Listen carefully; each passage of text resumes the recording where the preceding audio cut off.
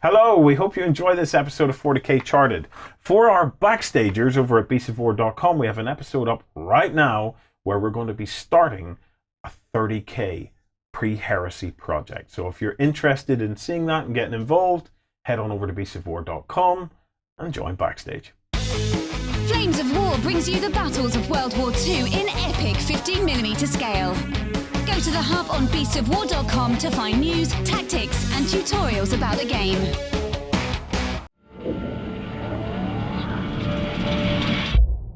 I'm Warren, a huge fan of tabletop games. But few games out there have a story so deep as Warhammer 40k. I'm setting out to explore this vast universe and the game with my trusty guide, AJ. So join us on Warhammer 40k Charted. Hi guys, and welcome to 40k Charted.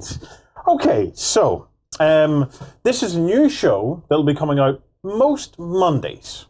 Most Mondays. We may end up skipping a Monday, we're not sure yet, but we're aiming for most Mondays.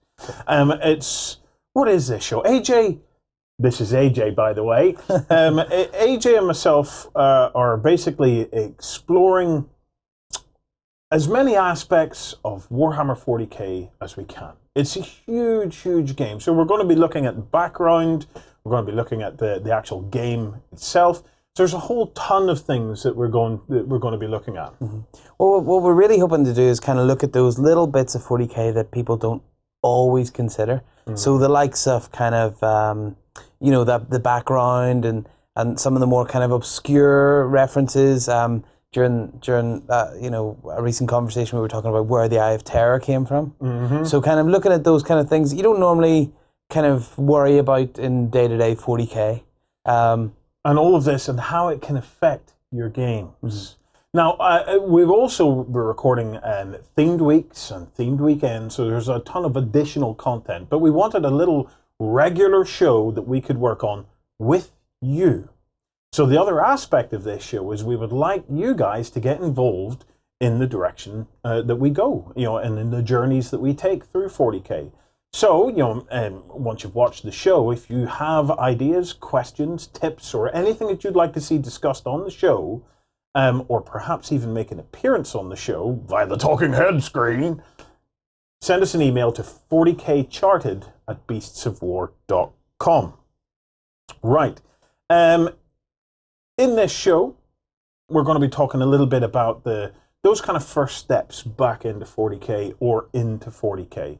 I find myself now looking at 40k with quite a bit of, where do I start? It's so big. And I'm sure I'm not alone in that. So I'm going to be picking AJ's brain on that and, setting this ground level episode as a kind of, right, what are our first steps into 40k and what can we do? But before that, I want to talk a little bit about some 40k news. What's been going on, AJ? We have a couple of cool things we want to show off. Literally just in the last few hours, minutes, we kind of very, very short space of time, we've had the announcement from GW of the Betrayal of Calth. I think this is already up on the website. Yeah, we're already reporting on this. So This is Warhammer 30k. On the day that we've announced the show for Warhammer 40k, but we're not going to rename the show. And if you are wondering, yes, what we're going to be doing is covering both. Mm-hmm. I would imagine at this stage we'll cover both within this charted series, okay? Because I don't see, I'm not sure about you, AJ, but I don't see any point in really separating them. It all looks like the one hobby to me. Yeah, I think so. And from what I've seen of some of the kind of leaked pictures out there in the ether, the kits are fully compatible. Mm-hmm. We've already seen a lot from Forgeworld where people are using Forgeworld Horus Heresy miniatures in the 40k universe. Yeah. I don't see it being as separate as the likes of Fantasy Battle was to 40k. So I think there's going to be a lot more crossover. I think that's why it's a really good fit. Mm-hmm. Actually, it's a really good opportunity for them to bring it out. Now, at this stage, we don't know an awful lot about this game. I don't know if it's going to be a new starter set. I don't know. I don't think it's a suspicion. It's more of a, wow, wouldn't this be interesting if this was kind of like an Age of Sigmar for 40k. We already know that there's a ton of really good detailed rules from Forgeworld for battling out in the Horus Heresy. Have they taken those and taken it to this game? Or are they approaching this, entirely differently? And could we be seeing something that is a little more along the lines of the Age of Sigmar approach to rule creation? Yeah. So it's we'll have to wait and see. It's and as regards how much 30k versus 40k or all of it, do you know what? A lot of that's kind of down to you guys. As you participate in this show, that will lead the direction that we start probing more and more. One of the key things this month that we're going to be looking at is we're going to be looking at the Chaos Gods, which I think is fairly cool, actually, and fairly timely even for 30k, because it gives us an opportunity over the next 4 weeks to look at the 4 Chaos Gods and for us to gain a better understanding of where they came from, what they are, what they do, and how they impact the game and how we can use them in our games. And certainly, a lot of the history surrounding the Chaos Gods is based around the Horus Heresy. Yeah. A lot of that, whenever man was kind of first introduced to chaos, was in that time period. One of the reasons why we, or some of the information that we do know about the battle, the betrayal of Calth, is that it took place between the Ultramarines and the Word Bearers. That's coming from the Horus Heresy books themselves. So it's quite interesting that we see these two legions in the box set. Forgeworld haven't really kind of explored them to a vast degree. They've got upgrade kits and things for the Horus Heresy and things like that there. But it was interesting that they picked this one, probably because the Ultramarines and the Word Bearers are kind of not the most generic, certainly, but well, the Ultramarines certainly are probably the standard template for a Marine. But they weren't at this stage. No, I suppose no. At this point in the history of the Imperium, the Ultramarines themselves were a huge legion as well, were they not? Before they were broken down. They were massive. Into chapters. Yeah. So. They were huge. They were probably one of the biggest legions at that time. They'd created sort of a really, because they were very organized and very Roman. They'd kind of conquered worlds and brought them into compliance, and then moved on, and then with all this sort of empire that they sort of created themselves, then were able to kind of produce quite a large legion. So that's why Horus was very worried. He was going to make his attack on Earth on this during the Siege of Terra, and he basically had to get rid of these guys. He had to get rid of Robert Gilliman and his guys. So he basically used the Word Bearers to lure them off into the far regions of space, and he set a trap, and that trap was set at Calth. So that's probably the era that we're going to be looking at within this Horus Heresy set. So, is it a starter set from which then we go and we purge Forgeworld for all the juicy models? Is it a board game? Is it? I don't know exactly what it is. We've seen some leaks, so we know the miniatures are basically kind of compatible. We know it's a full plastic set. It'll be very, very interesting if this becomes the third game in the trio of Age of Sigmar, 40k, and then obviously now 30k. We also have a little segment called Model Watch. We've found a cool model that we want to show people this week. Yeah, this is a little company that's kind of popped up over the last few months, isn't it? It's kind of quite new, and they've started to bring out kind of quirky units for 40k, essentially. Yeah. The first one here is basically... Look at that! It's basically a Batmobile for 40k. Yeah, is that fair? So what is she? You would feel that her as a female Inquisitor, I would imagine. Yeah. What book would you use then for the likes of that? Which book is that the kind of the Grey Knights book has all the Inquisitorial stuff in it? They've actually been separated into their own codex. That's just Codex Inquisition. It's actually only available as an ebook. Yeah. From Black Library. But what's from the Black Library website? Yeah. But what's kind of cool about the Inquisition Codex is you only have to take an HQ You actually only have to take an Inquisitor. You don't actually need to take any other units. But you can take the likes of henchmen, and kind of dedicated transports and things like that there. And they even have a fast attack option for Valkyrie. So they can kind of they don't have to take an awful lot to include it in your army. So it's quite great in that kind of way. Are they good as allies and stuff like that? They're amazing. They have a 3-point upgrade. I know we're kind of going to look at more fluff over the neck, but they have a 3-point upgrade called a Servo Skull. And the Servo Skull, basically, you can take 3 of them per Inquisitor. You put them on the board, and wherever they are, nobody can scout within 12 inches of them.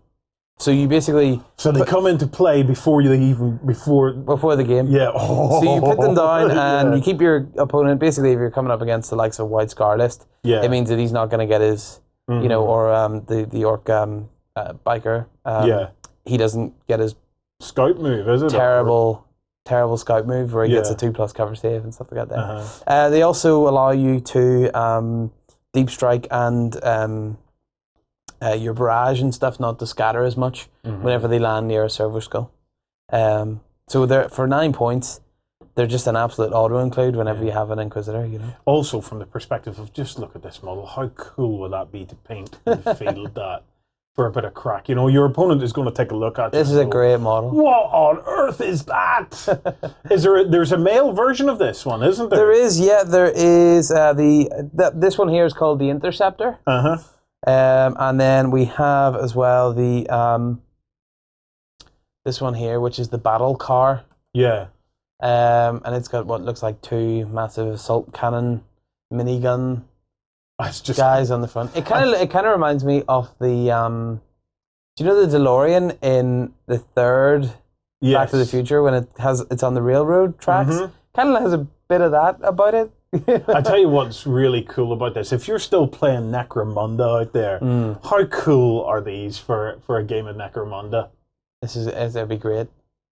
Be fantastic for a game of Necromunda. Or even have we any pictures of the models up close? Yeah, we have. There's some more shots. So this is the Interceptor. Now I've noticed the Interceptor doesn't seem to have weapons on it anyway. So no, it doesn't seem to have as many. No, it doesn't actually have any at all. But I just from an aesthetic, it's an absolutely beautiful piece of kit. Beast, isn't it? It's so an absolute beast. And what about the model for the Interceptor?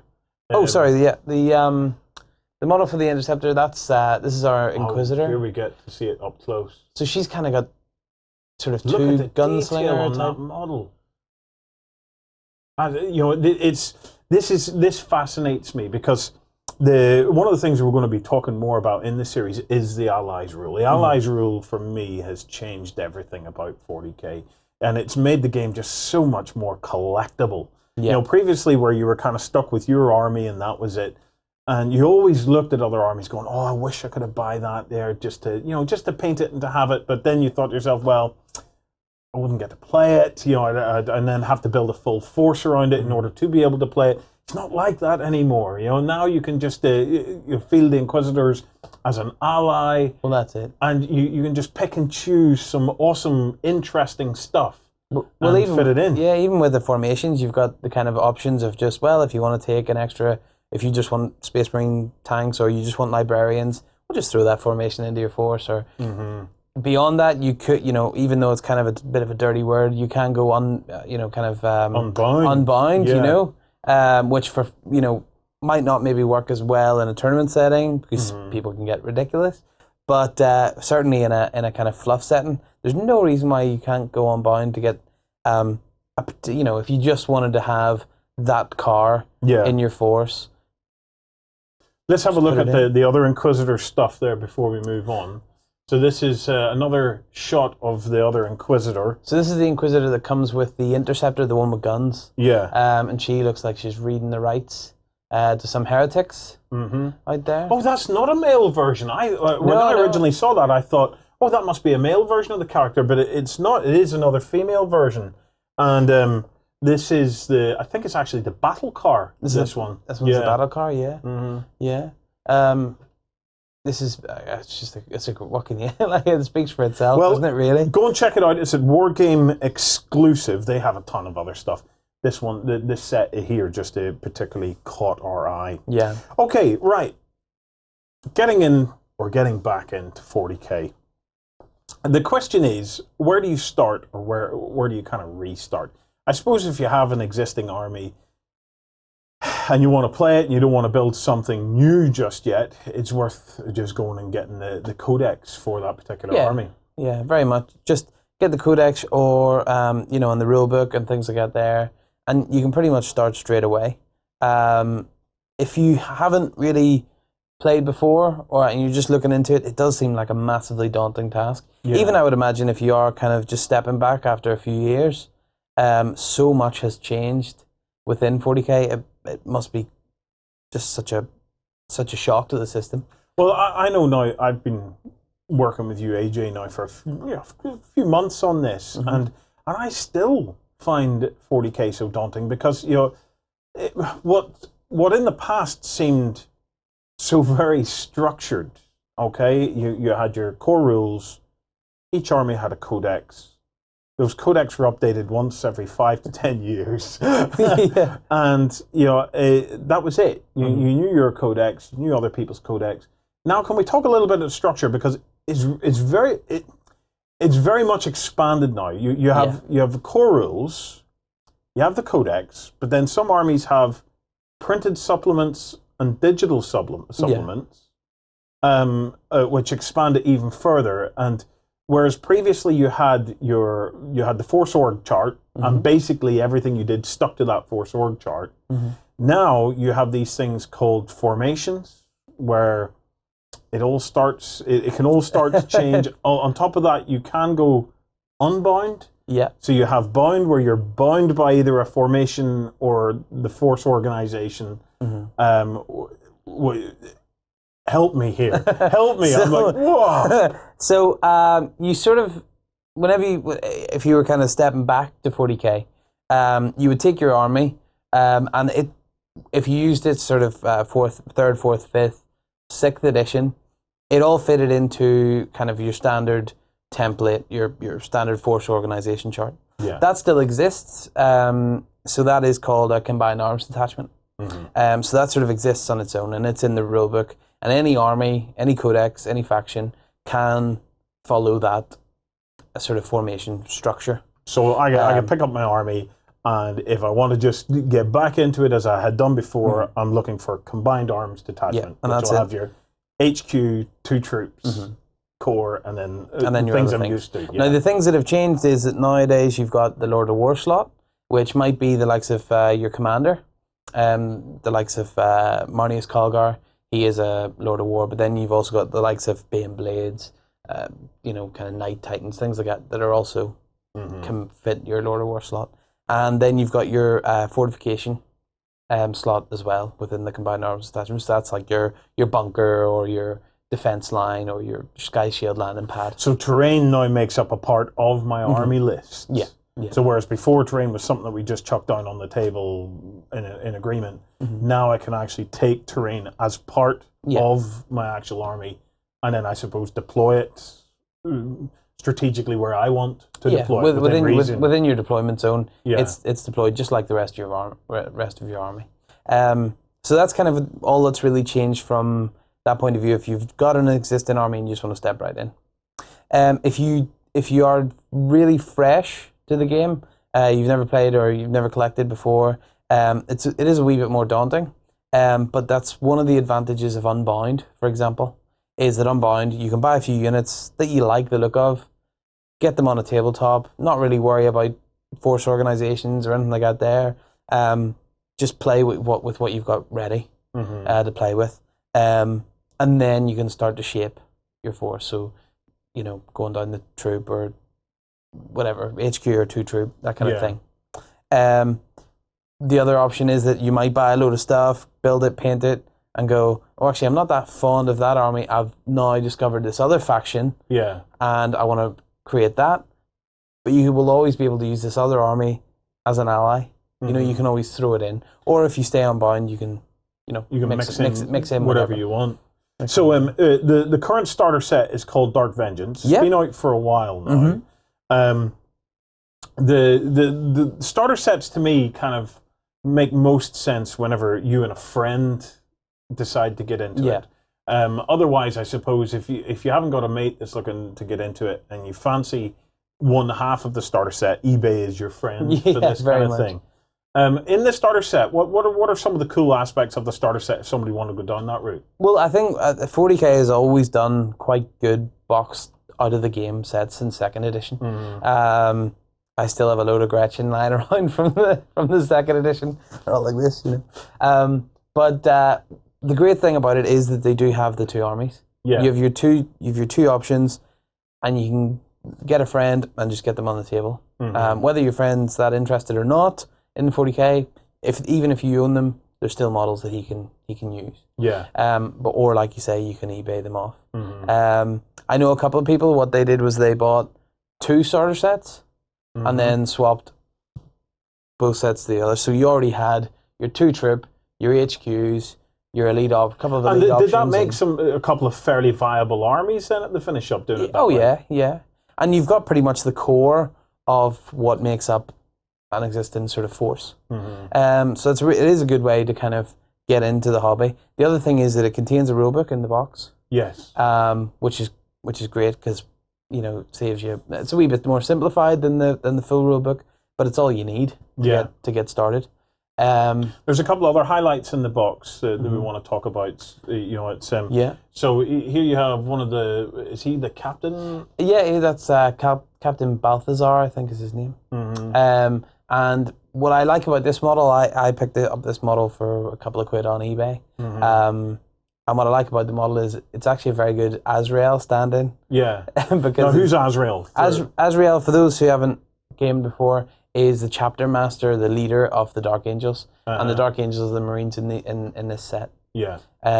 He's got all the weapons and the lion helm and the big sword. So he's kind of a good stand-in if you want to use him as Azrael. And we have another couple of items that we quite like. Yeah, well, just quickly, this is just a quick picture of the Chaos Lord. I think he's just an absolute stunning model for what starter sets used to be. Yeah. To the models that you can get now, there's just breathtaking the detail that they now get into some of these plastic characters. And then once you kind of settle on your idea for an army, you can look at the battle forces. Yes. These have always kind of been a good way to get your troops and, you know, maybe a sort of an extra elite or a heavy support slot and your commander. Usually contains a commander. Now, the Eldar one, interestingly, actually doesn't have an HQ choice. The Space Marine one does there. But there's no reason why you couldn't convert up the likes of your Dar Avenger sort of champion as a kind of as an Autok. So that would be your standard sort of choice. Okay. So this was always kind of one of the daunting things to me in the past anyway, with collecting is like, where do you start? But I suppose now more than ever, you can just start with whatever you like the look of. You know, and I'd like one of the things that we kind of hopefully accomplish in this series is take some of the anxiety out of the game, because like I remember when we were getting first into 40k, you know, back in the old structure, it actually was a fairly anxious time because, you know, when you went into an army, you needed to fairly commit to that army to get it built out enough to be able to play some cool games with it. Now that's not so much the case. Now, if you like the look of the Space Marines, that's fine. And then if you think to yourself, oh, I really like the look of them Imperial Guard, you can add some guard to it and, you know, build your force up that way. There are obviously links, and we'll do an episode on the allies, I think, where we can talk about who makes cool allies and stuff from a fluff perspective. Yeah. But there'll obviously be ones where the allies thing doesn't make quite as much sense from a background perspective. And then you have some factions which truly are go balls deep, and that's got to be the Tyranids. Really, you know? If you're going to go to Tyranids, commit and just go Tyranids. You know what I'm saying? Tyranids and maybe Necrons as well. They probably although they do have a kind of a special relationship with Blood Angels, apparently. Yeah, well, apparently so, yeah. But so it's, definitely there is so many options there for you to create or develop your own fluff and background around why your two forces would I think the key is if you're getting into 40k now, let's all chillax.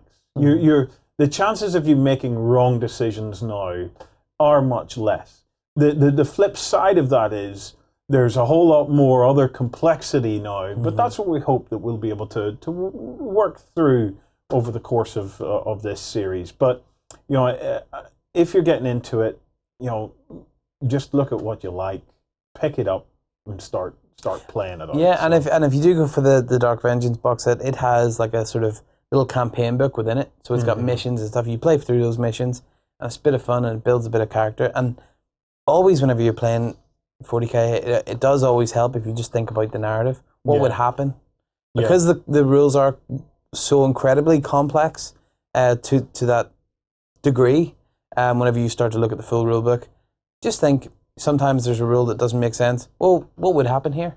And if that fails to work, 4 more it. It's the best rule that was ever written into any rule book. 4 plus it. Yeah. 4 plus it, Now, on the subject of rules, you actually you get the rules in the box set where you can buy the big 3-pack, big main rule book. But there are 2 other kind of sets of rules out there that for the returning player or for the player with limited time or limited resources or he's first getting back into it could pick up and have a play around with. What are those options? Well, the first one, I was talking to Warren about this earlier on, is 1-page 40k. Yeah. Warren introduced me to this, actually. I did. I don't know an awful lot about it, but I know that the premise of it was that the writers wanted to try and condense 40k, a good game of 40k, streamline it and bring it down that it was basically a page or 2 of rules. Yeah, I had a quick read of this earlier on, and actually it makes a lot of sense. It still feels 40k, still sort of has that sort of feel, but it takes out all of those kind of is this a grav pistol, a plasma pistol? What kind of this huge variety that we have of weapons and choices and things that have kind of exploded over 6th edition and certainly into 7th edition. And it just makes that a lot simpler and easier to kind of follow. Fewer weapon stats means quicker into the game and you just go for it. Yeah. Now, I know I'm going to put you on the slot slightly because you've only read it, you haven't play tested it yet, but if somebody were getting into 40k, him and his mates, we know that initial shock of trying to get through the rule book and trying to understand all the myriad of options, which is a core strength of 40k, but also one of the core hurdles that we face when we're starting to get into 40k. Is this an option for them to say, well, we're going to start simple, but it's not a replacement for 40k? No. And do you think it could be a potential entry point for those first few games, so long as somebody bears in mind that it isn't actually 40k, but does it get over some of them core, does it instill some of the core mechanics and things like that people need to be able to get to grips with before they power on into the more interesting and diverse special rules? To a degree, I think it does. One of the things that I noticed just reading through is that it actually works on a unit activation sort of system rather than a turn, your turn, my turn, and things like that there. So it actually might be a wee bit more dynamic in that way. You learn each unit as opposed to learning the army. Yeah. So that might be a little bit of a kind of a speed up learning process, so to speak. It does kind of simplify things to the point where it would probably still feel like a game of 40k, sort of in the sort of cinematics of it. Yeah.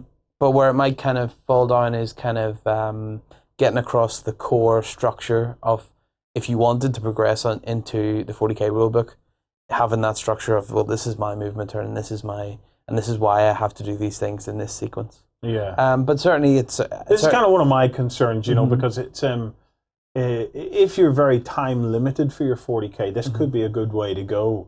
But I'm kind of reluctant to immediately suggest it for people who are trying to get into 40k, because I don't want to add more confusion to what is already a fairly intense experience. Now, what's the other option then, AJ? The other option, which I personally am a big fan of, is Kill Team. Kill Team actually used to be included in the rulebooks, I think 4th and 5th edition. Possibly even, I know there was a 6th edition version released. And Kill Team is basically where you take 200 points of miniatures. So you can start out with a squad of Marines and, maybe a Dreadnought or something along those lines, something very, very small and compact. And you basically use that to fight specialist missions, sort of behind enemy lines type missions. And the reason I like this so much is because the model count is really low. You can buy a box and start playing. But also because the missions themselves are very, very background focused. It's taking that enemy command dump, or ammo dump. It's kind of finding ways to kind of take specialist missions and actually play them in 40k. Yeah. Now, how did these rules differ from main 40k? Are they closer?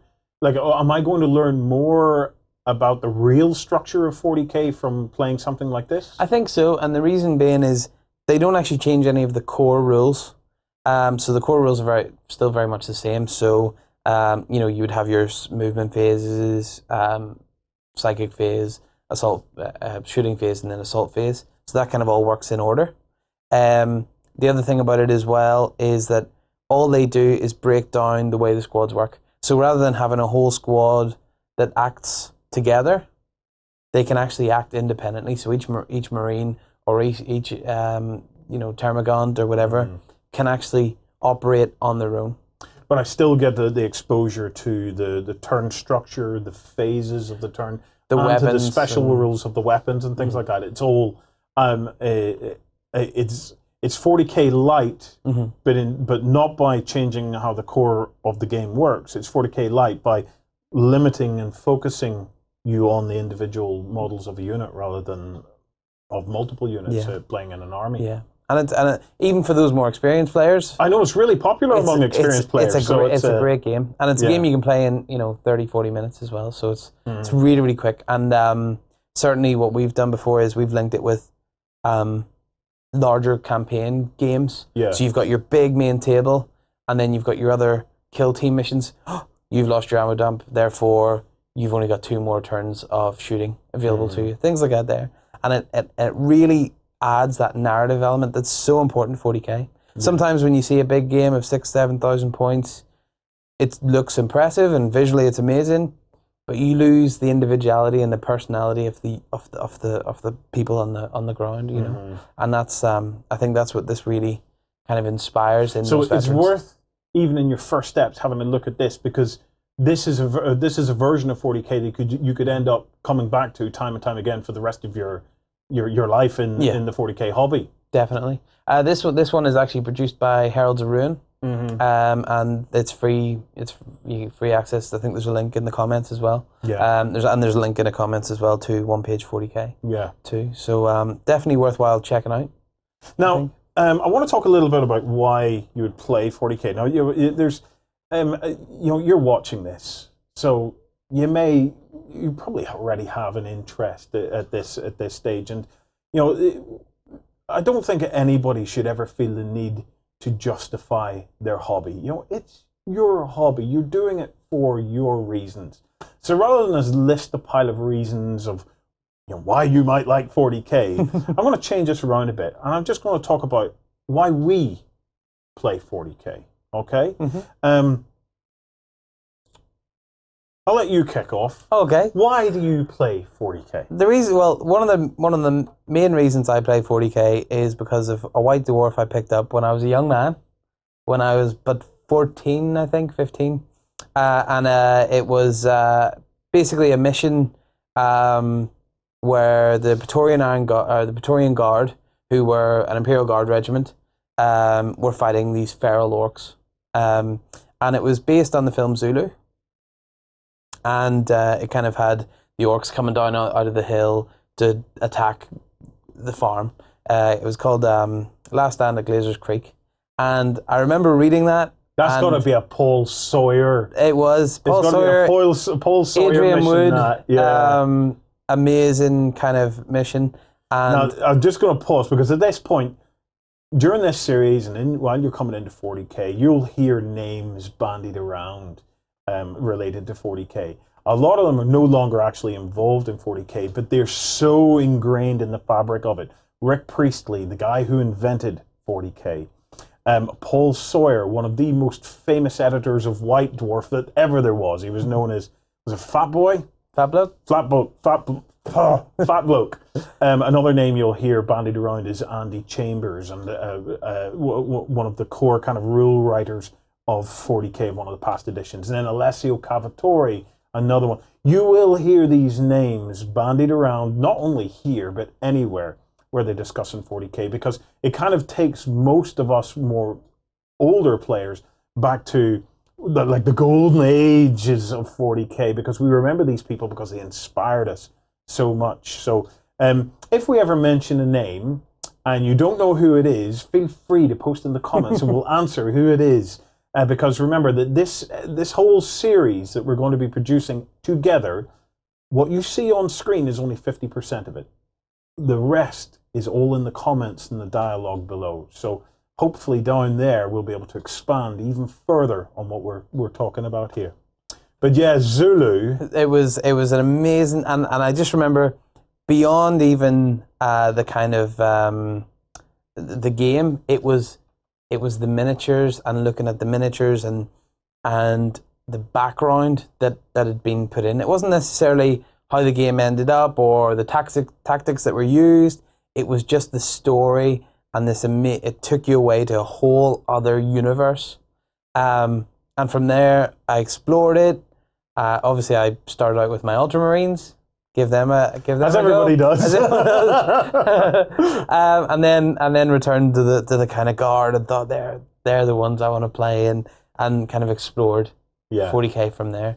And it really is, once you get into it, that background for me that just gripped me, and just I started to explore it and find out different ways, and every game that I played for that first couple of years maybe wasn't necessarily the most tactically minded, but certainly I was always thinking, and my opponent was always thinking, what's happening here? What is going on? Why would he do that? What would he achieve by doing that, and things like that there. So that's why I love 40k. It's that background. It's that real, and the models are tremendous too. For me, Deathwing. I fell in love with Terminator models. I had been away for a while, and I'm doing my second comeback to 40k now. But my first comeback to 40k was a few years back in 4th edition, and 5th edition was just on the horizon. It was coming back in, and I fell in love with Terminator models primarily because of an old game called Space Hulk. There's now a new game called Space Hulk. And the thought of these huge armored behemoths that were busting their way in through the side of a derelict spaceship to clear out the alien threat inside. These were not difficult concepts for me to grasp. And I didn't have to fully understand the whole background to the Imperium and to 40k to know that Terminator's good, alien's bad. So, in my search for Terminators and fielding an army that was Terminators, I asked around, and I love Terminators, and it was said to me, Dark Angels. Dark Angels is the way to go because they can have a Terminators only army, which was the first company of Terminators called the Deathwing. Mm. So my first army actually was the Deathwing in that sense. And I created this Terminator force, and I loved it. I got to deep strike, mostly badly, if I'm being honest. But sometimes I was able to deep strike in the perfect place at the perfect time, and it just lit me up, to see my Terminators coming in and going to action. Terminators with their assault cannons that were laying down some really great fire. And I didn't know much about the background, to be honest, to Dark Angels, that they were in the distant past quite Native American based in their fluff. I didn't know any of that. All I knew was that Terminators were just so cool, and my Terminator list gave me hours of fun. Many hours of fun. I then progressed to my other great love, which is Tyranids. I think that Tyranids are one of the most amazingly fabulous armies in the 40k universe. A lot of them are all brilliant in their own ways, but for me, Tyranids are summed up by nom nom nom nom nom nom nom. Just this unrelenting force of eating and excreting. It just totally blows me away. So, and the thing about Tyranids is that your lists can be big. You can get a lot of models down, and I've always enjoyed that aspect of 40k, is the flood. It's that carpet look. I love that carpet, and you've got these odd little sort of biomass mountains around there, but it's just this kind of carpet of miniatures. It's a sight to behold. From a background perspective, what really hooked me was the idea of chapters for Space Marines, and that these chapters had a structure. And many of the chapters adhered to this structure as laid down by Gulliman of the Ultramarines. You'll learn more about that. But many chapters didn't observe this structure, and I found that fascinating. Again, I didn't know an awful lot about the wider background or even why these structures were in place, but I loved the idea that I could create my own Space Marine chapter, and I was given the blueprint to be able to do that and to be able to have it, that it basically fitted in with the overarching story of 40k. Where I truly became hooked on 40k, though, was after reading the Horus Heresy novels. I've read the first few. And that was what took 40k and made it less about a construct in which these things happened, and actually gave it some real personality. I could feel why the fight that was taking place, because it was a pivotal moment. And we will talk about the Horus Heresy in a lot more detail over the series, but I would highly recommend Horus Rising, and I would highly recommend continuing to read until you get past the halfway point, because it takes to that point before you truly grasp it. So, models-wise, I'm very fortunate in that I've been exposed to a lot of models in this hobby. And these models are certainly among the best in the world. There are, however, loads of other interesting models out there. And for my hobby in 40k, I like to look outside the box. I like to look for other things that are out there that I can either bring in conversions or use as stand-in pieces. And I'm very much of the treat 40k as a hobby. Custom build your captains and your chapter masters and things like that. Well, that's it. I stumbled across years ago a forum that basically was all about this sort of weird white stuff that I'd never heard of before, and it was plasticard.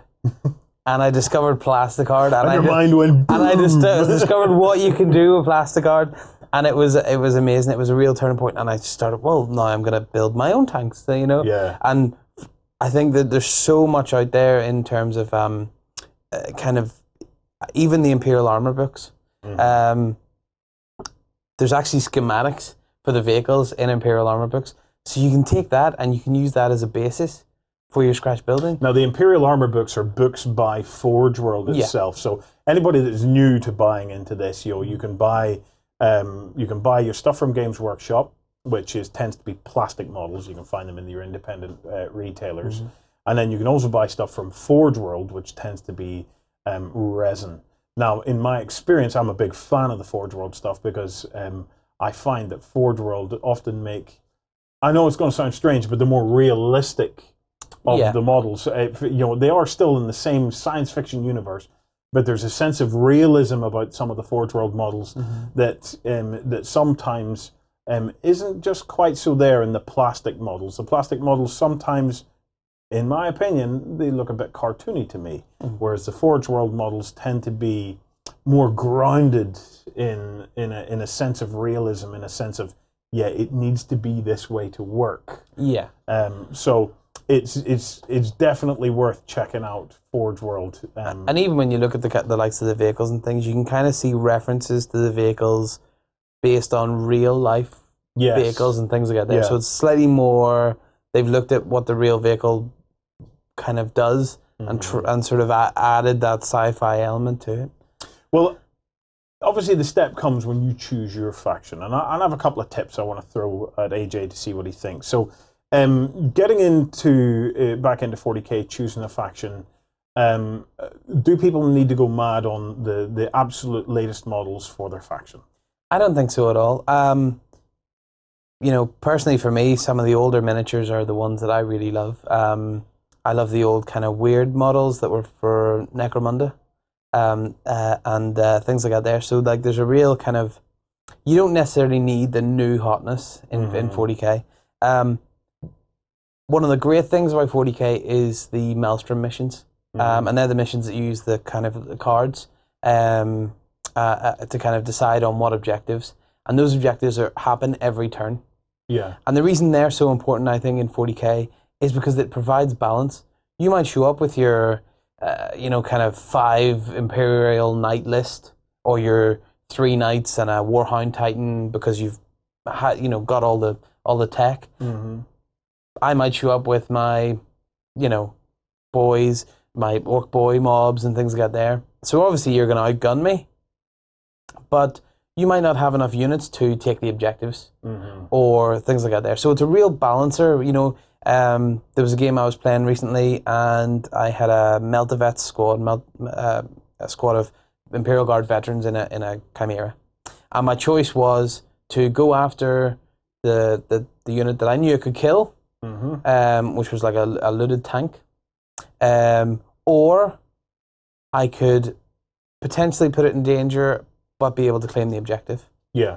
In the end, I chose to claim the objective, and it did actually cause the unit to be quite badly damaged.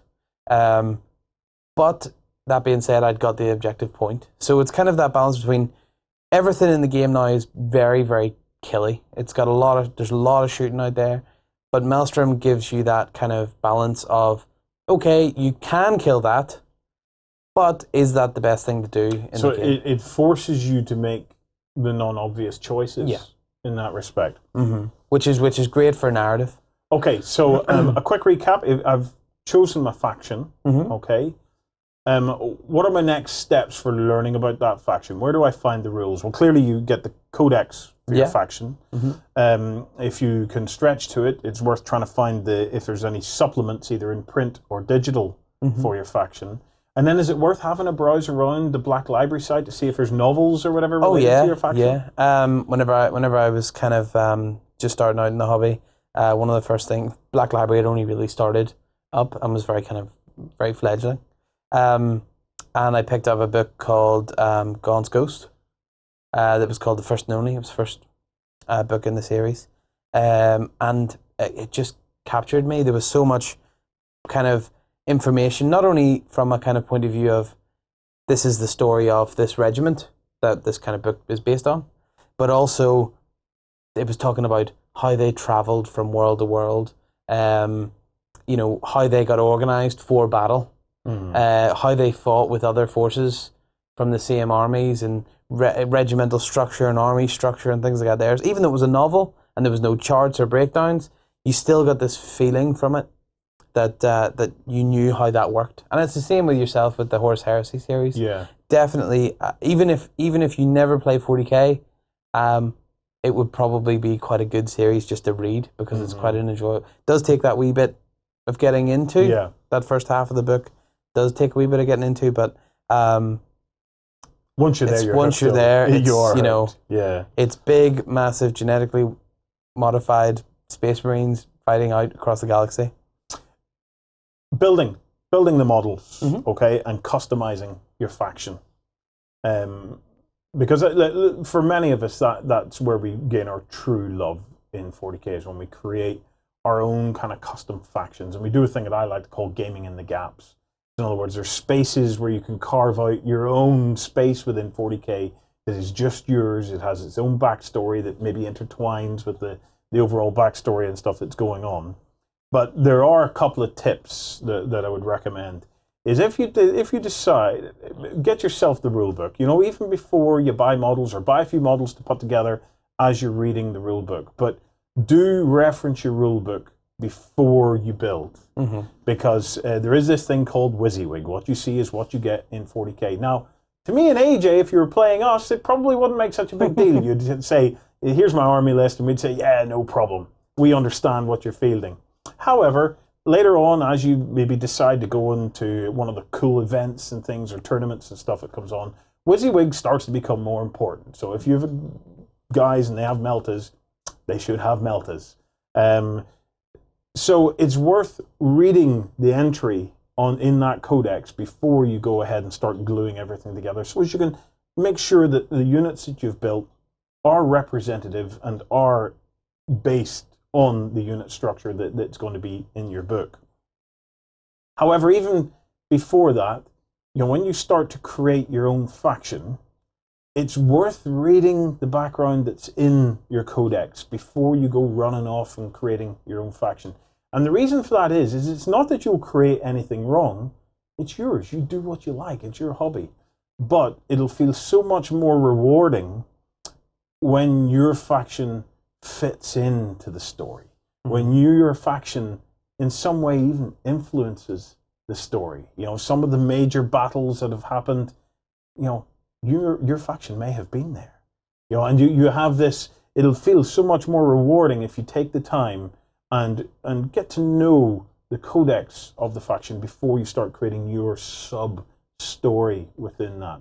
Because otherwise what you'll find is you'll go running off, create something, and then later on you'll go, that's not quite right. No, you'll still do that anyway, but if you get the basics in place, you'll get a much more enjoyable experience. In my experience, that I've found that anyway. I agree with the WYSIWYG thing. I would also recommend, particularly if you are a modeler, pick up some magnets. Yeah, magnets are the best. I think only over the last couple of years we've seen kind of magnets come into their own. Particularly in 40k, people are using magnets more because if you're searching for them, they're called rare earth magnets or neodymium. It's the same thing. Two names for the same thing, and they're high strength magnets, and you get them in tiny sizes. And you pick up a thing called a pin vise, and you can get various size bits for a pin vise. And a pin vise is basically just a vise for holding pins. It's basically like a drill, a little hand drill. It's like it's basically a handle that you can put it. And you put your twist it in pins or your bits into it, and then you can drill little holes, and then just pop your magnets in with a little bit of glue. Make sure you've got the polarity right. And it means you can switch arms, or you can switch weapons, and switch all kinds of things. So, good tip. It's a lifesaver, because there's the amount of times I've in the past had to rip all the weapons off because after an edition they're no good anymore, and put new ones on and then rip them all off again and put them on. So it's great, and it's something I've been doing a lot more recently as well. Yeah, if it's something you can introduce to your hobby early and get used to doing it, because it is very, very easy. Don't be panic about it. Give it a go. Yeah. It'll serve your hobby very, very well going forward. Two final tips then from me. One is read your book. Read your book over and over. Take your book to bed with you. Leave it in the loo. Read your book. Because there's a great thing that comes from reading your book over and over again. Is from the fluff, from the background in the book, believe it or not, you'll start to gain insight into how your army works. From that background, you can start to see some of the kind of the play style type tips of what your army does.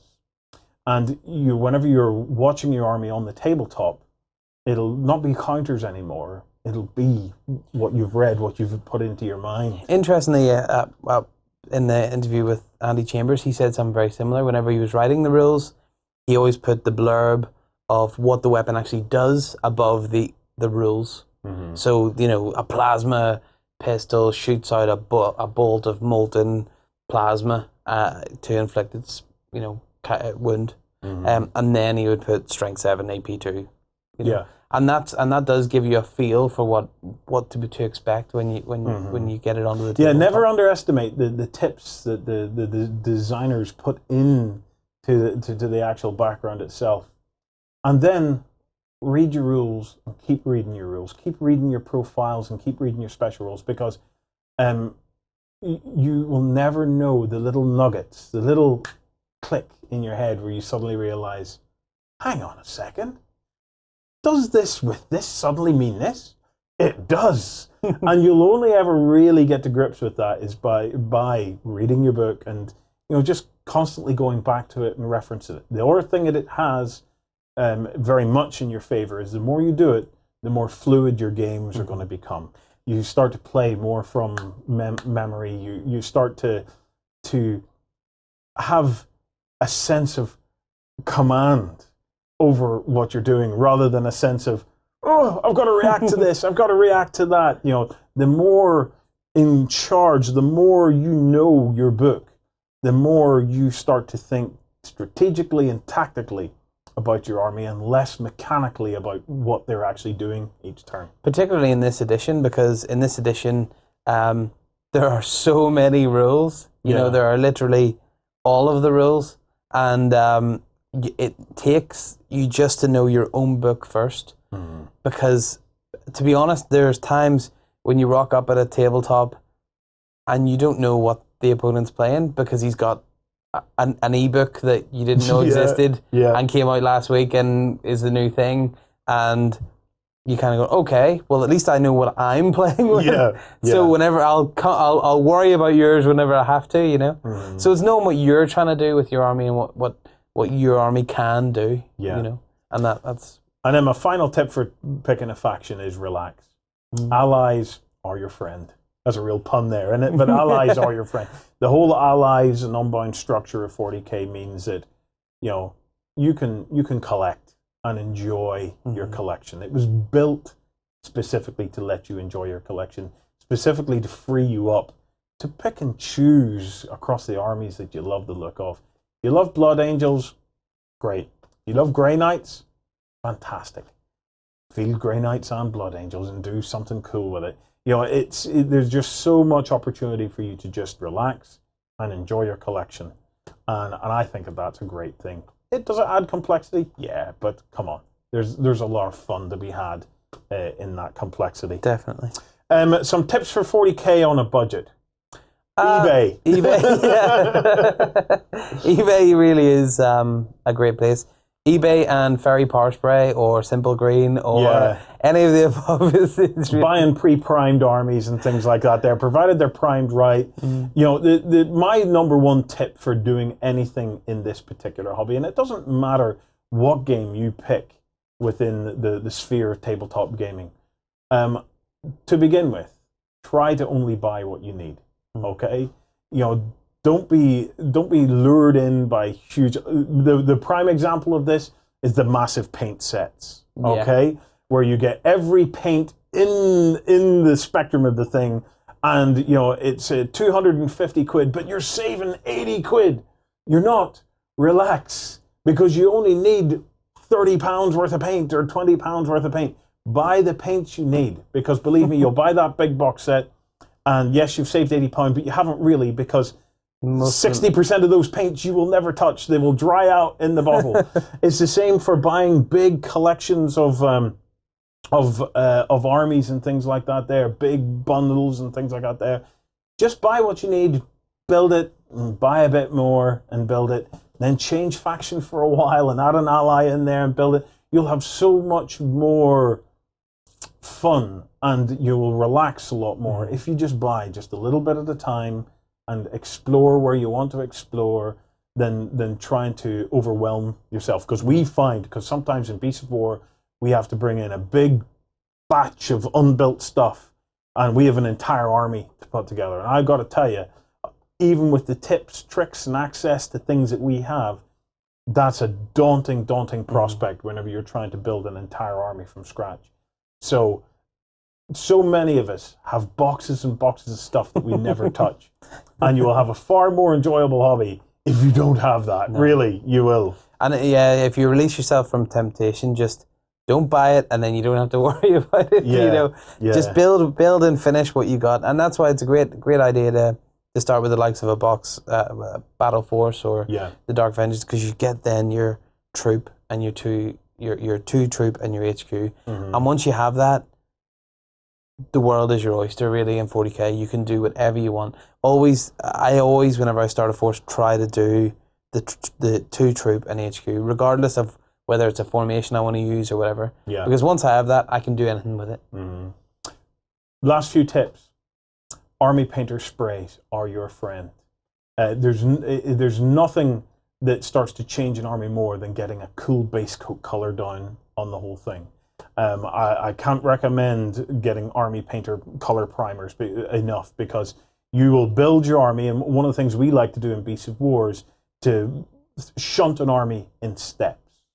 So we'll build the basics of what we're going to play with, and then we'll just prime it, its base color. Then I'll go across, and unit at a time or whatever, start to add some of the other kind of colors. In the meantime, you're not playing with grey plastic stuff. You know, it's starting to take on the color of the unit. Or of the army. Sometimes what we do is we prime the army one color, and then we immediately paint all the bases black again, or possibly even add sand and a basic color to the bases so that they're primed color and the bases are done. Because even that step makes such a difference when you see it on the tabletop, as opposed to it being all grey. And then we go back over it and we pick out details when we have time, and then we go back over it and we add washes when we have time. But it's a case of, it just lifts it up a step at a time. But those primers are absolutely key.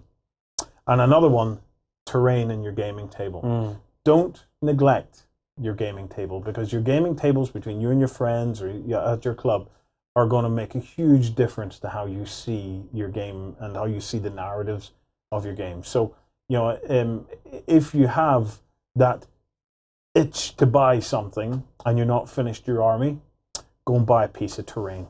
And there's so much terrain out there. There's so many amazing kits. A lot of the kind of laser cut wood stuff. Yeah. It's just, it's cheap. It's easy to build, and it looks fab even as it is. Yeah. So one color and it'll still look great. 40k these days does work best with a good amount of terrain. Yeah. So it's definitely worth a while getting a few big things. Yeah. If you, like I said, we all go through that period of, I have a bit of money to spend. I really want to get something. Don't buy something for your army if you're not quite there with the army. Go and spend it on a piece of terrain. And believe me, buying some of the Gothic buildings from Battlefield in a Box, where it comes pre-painted and everything. Buy a piece of that at a time, and before you know it, you have this amazing Gothic ruined city. Go and look at some of the kind of the pre-colored HDF.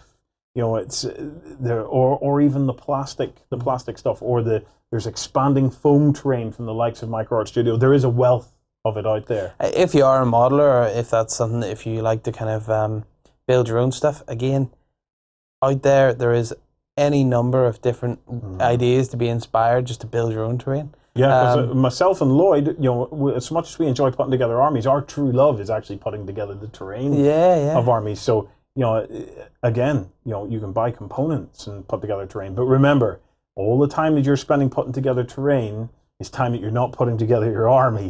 So, plan what you're trying to do. So as you get to spend a little bit of time on all the things that you enjoy, and they all come up step by step. Last one, AJ. Well worth anybody reaching out to a club or a local event or a local tournament just to get involved in the scene. Because, you can watch videos like this, you can watch a ton of videos on YouTube, but it's amazing what you pick up just by meeting other people who love the game. Hey, I hope you enjoyed that episode. Right, so we have a few links up to help you out. Check out the playlist. We also have a subscribe option, and remember, if you subscribe, to click the bell to ding our dong. Finally, if you're into binge watching and you want a whole lot more 40k Charted, come on over to beastsofwar.com, join Backstage, and you get early access to all of the seasons.